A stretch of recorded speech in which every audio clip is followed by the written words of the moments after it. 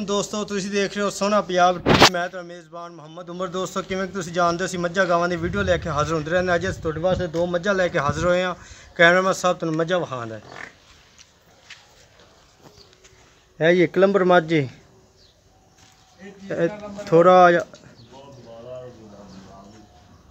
थोड़ा संग भुरिया है, कालियां शाह अखां,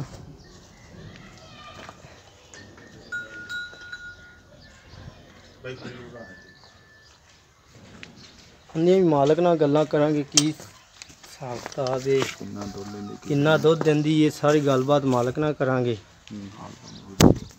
नाल तुहानूं मज्झां दी वीडियो विखा रहे हैं तो नाल ही मालक नाल दी गल करांगे की हिसाब किताब है, की दुध शुद्ध दे रही है। देखो माशाअल्लाह सूह नाल चड्डा लग्या, बड़ी सोहनी मज्झ है।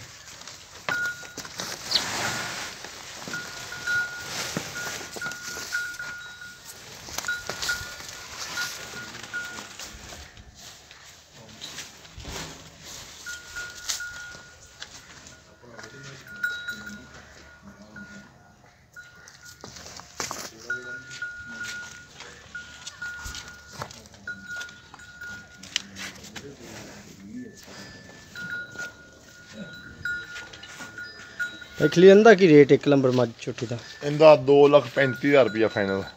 2,35,000। दुध कितना दे रही सुई हुई? तकरीबन परसों सुई है। हाँ जी 10 तो 12 लीटर है। मगर की जंदे? मगर इंदे कट्टी केड़ी कट्टी वा आ कट्टी कट्टा कट्टा कट्टी केड़ी जंदी? आ कट्टा है कट्टा कट्टा दे मगर कट्टा दो यार दोस्तों कट्टा है नाड़ू नाल ही परसों सुई है। देखो नॉर्मल नाल परसों सुई दूजी दी आ कट्टी है, दूजी माई दी आ कट्टी ठीक हो गया। दूजी में आई 2 नंबर मज्झ है।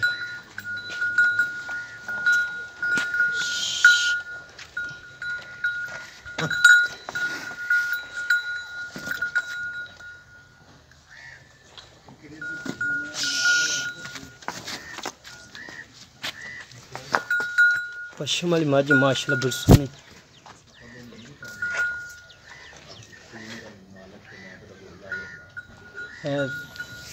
अंदे मगर पाई खलील की कट्टी कट्टी अंदे मगर कट्टी है। 2 नंबर मज्झ थले माशाअल्लाह बड़ी सोहनी मज्झ है।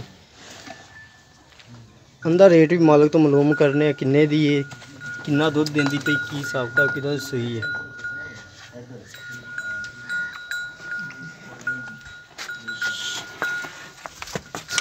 माशाअल्लाह बड़ा चड्डा माशाअल्लाह मालका एक पसमे की बड़ा ही चड्डा कर दी सोना।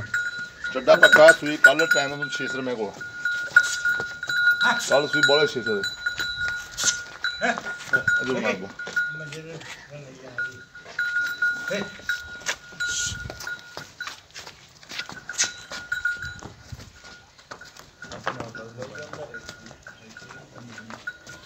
है जी बरीक चमड़े चुट्टियाँ भी मारे तोड़ के पाइनो खाया जाए हाली उन्हें पाइन जाए छोड़े।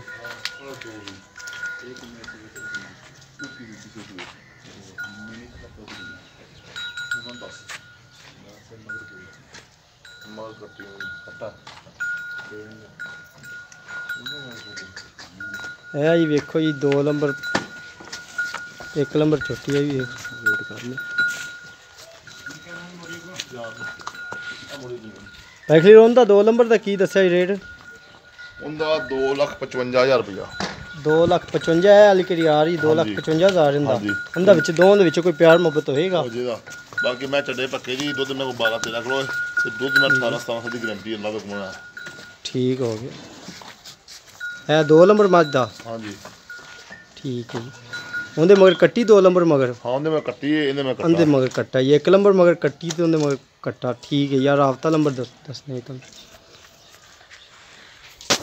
0304 96 13 234 साडा राबता नंबर है जी। मजीद साडी वीडियो वेखण वास्ते साडे चैनल सब्सक्राइब शेयर जरूर करो। मिलने एक नवी वीडियो दे नाल।